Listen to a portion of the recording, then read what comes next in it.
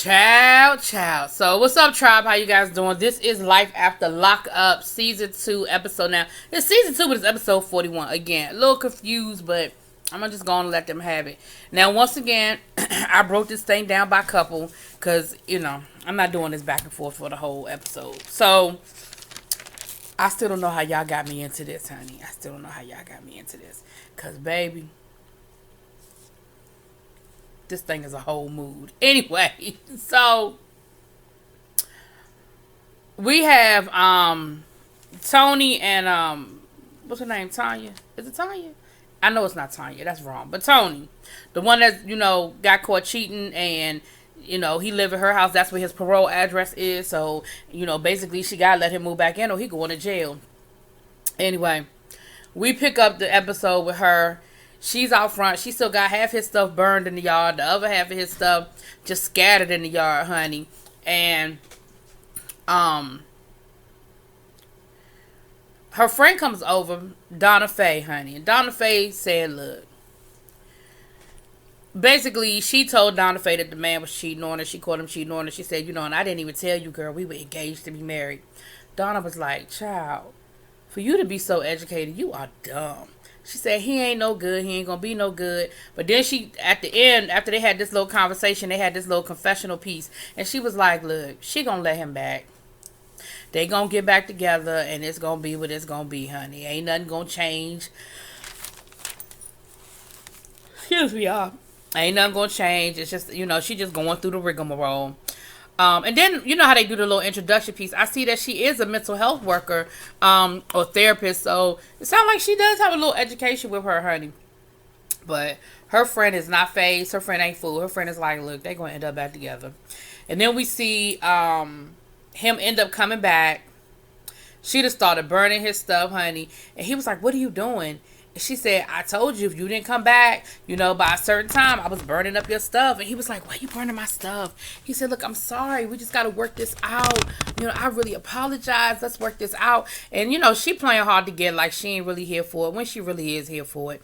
And he gonna say in his confessional, she got to let me back. This is where my parole is. I don't hear him really concerned about the relationship working. I hear him concerned about not going back to jail. But, okay, child. So,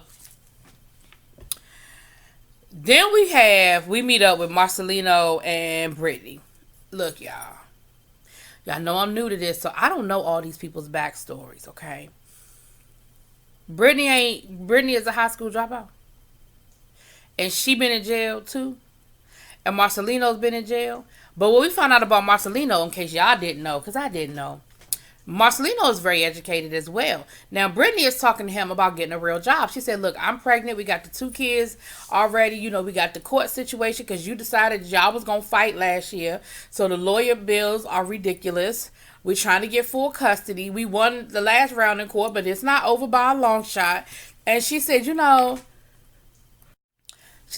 poker thing is okay, but it's not consistent. I know that's what you really want to do, but it's not consistent. And I'm going to need you to really, get a real job and work.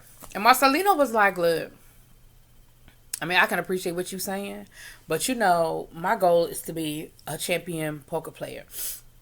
I did not know he was a professional poker player. And that's nothing to laugh at because at the end of the day, professional poker players can make a lot of money. They have a very high potential, but it is not consistent. It is not constant. And is he supposed to be gambling? Is he supposed to be in casinos and stuff like that? I don't know what the terms of his parole are. So, obviously he can because he on a TV show talking about it. So clearly this is not something that bothers him. That this is something he feel like he could do. You know what I'm saying? So he was like, look, I don't have no problem, I don't have a problem going and getting a job. She's right. We really do need to have some consistent income. And so we see him, he puts on a suit, look good in a suit, honey. Puts on a suit and he goes to see a recruiter.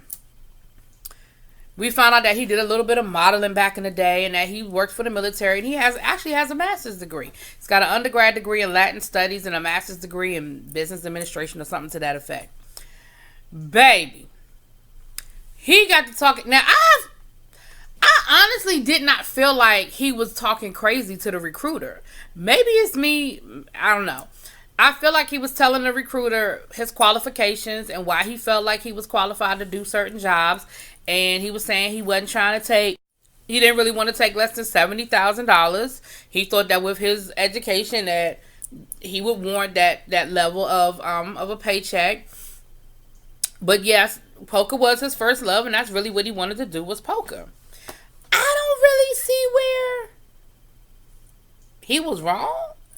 But the recruiter was really hard on him and was like, I mean, if I were looking for somebody, I mean, I wouldn't hire you because what you just said to me was that basically, as soon as you walk out the door, as soon as you get an opportunity with poker, you're going to walk out the door and you're going to leave me. And why would I invest $70,000 in somebody that's going to leave? And I'm thinking to myself, people do it all the time.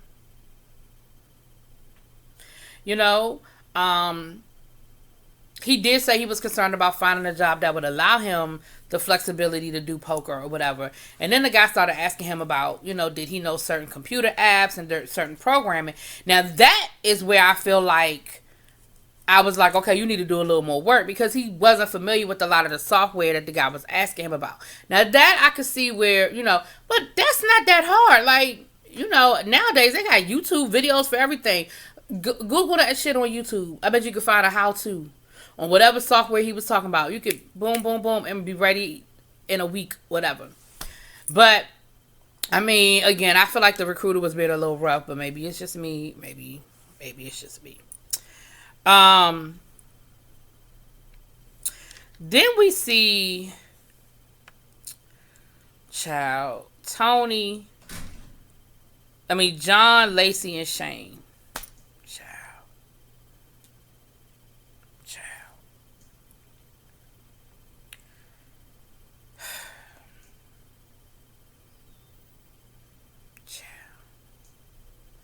So they done moved into this new house, and of course, Shane is talking about all the things he wants to do to her in the shower and how great this is going to be. And then her father shows up with the kids. I guess they were moving the stuff in, and then her father brought the kids over, whatever.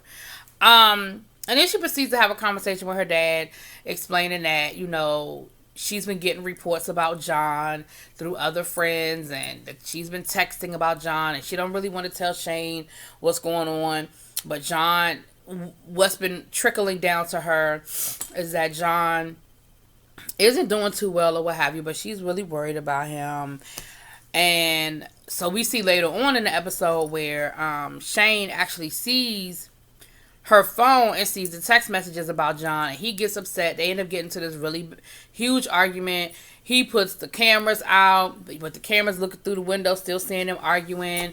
And basically, she was like, look, it's over. He was like, what do you mean it's over? We're married. And that's what he kept saying. Like, he kept making it seem like marriage was like a death sentence. Like, once you married, that's it. It can't change. Like, yeah, I married her. Yeah, I made it permanent. I married her. And I'm like, see, you think you got this woman locked down, like she won't go nowhere, she can't do nothing because y'all got married. She was like, that could change. That ain't hard to change. So, baby, that's what they dealing with, okay? Honey, then we have Andrea and Lamar. Look.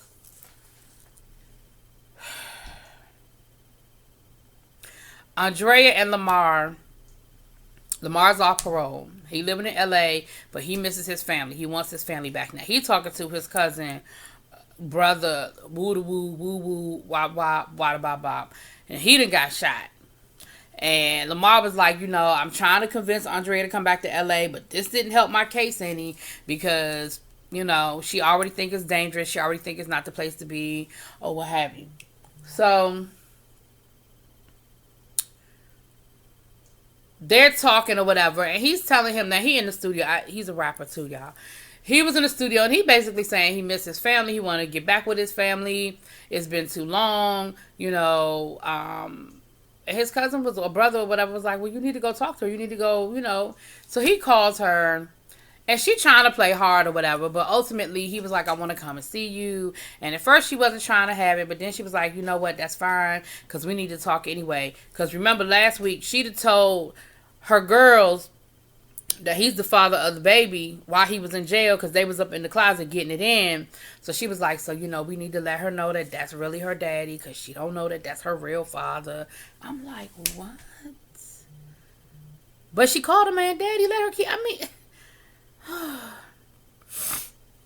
so she ain't really, because her thing is, I want you to move here. His thing is, I'm not moving there. So it just sounds to me like y'all at a stalemate. Y'all probably just need to end this relationship. But, who am I to tell somebody to leave their husband? I don't know. So he goes up there, and at first they think he's not really going to show up. Now, she done made signs and stuff talking about some welcome home, daddy. We love you, daddy, Lamar, whatever. And I don't know, I guess he took the scenic route after the flight landed because they were waiting so long that they thought he didn't even show up. Now, her oldest son is just not feeling it. Now, I don't know if that's, again, y'all gonna have to help me out in the comments. I don't know if he's the father of this oldest young man or not, but the oldest young man was really not feeling it. He was like, my mama is sitting here acting like a little schoolgirl. Like, she got a crush on a little school, like, she got a little schoolgirl crush. Like, she down here giggling and all of that. Like, she acted real young. And I felt like her son was a little embarrassed by how how his mother was acting. And then, they're Mormon. And so they ran into a group of Mormons that were on their way on a mission. And she got to talking to them and was like, oh my gosh, my son is leaving next year for his mission. And, come over here and talk to them. And they were like, we don't need to talk to them. Then she was talking about how, then she was talking about how, they're going to, she thought it was God. That was a sign from God. And he needs to see the Mormon life. And he needs to understand the Mormon life. And it was a mess. Andrea, let that man go back to LA and live his best life. Because this ain't it. Living with you, being with you, that ain't it. Because when she was talking about Mormon, he was talking about Baptist. You live in Utah, he live in LA. He thug life hood, and you trying to be Miss Mormon Susie Homemaker. Anyway, I don't know where that's going. But whatever. Then we get to hold on, y'all.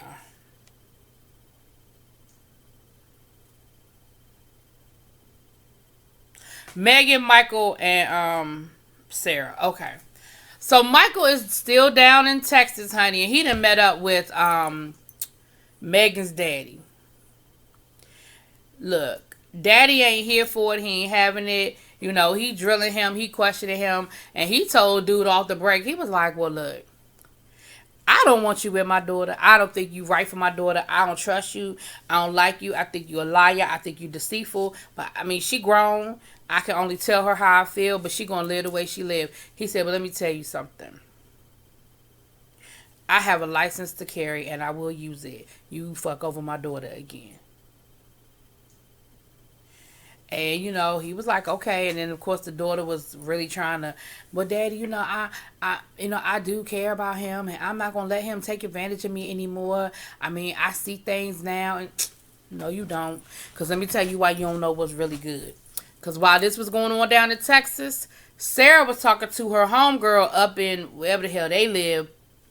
She just started going through the man phone bill and bank statements because they still have a phone together. Because she said, yeah, I paid a phone bill so I can get in touch with him so he can talk to his kids, which he never does anyway. She didn't look at the phone bill. This dude is talking to people all over these great United States, okay? He got hoes in different area codes for real, for real, for real.